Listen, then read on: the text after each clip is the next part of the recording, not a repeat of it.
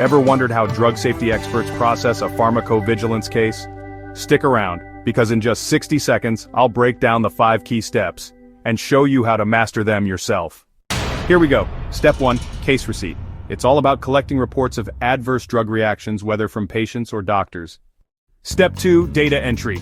Every detail gets logged into a safety database. No room for errors here. Step 3, assessment. This is where you analyze if the drug's to blame using science and sharp thinking.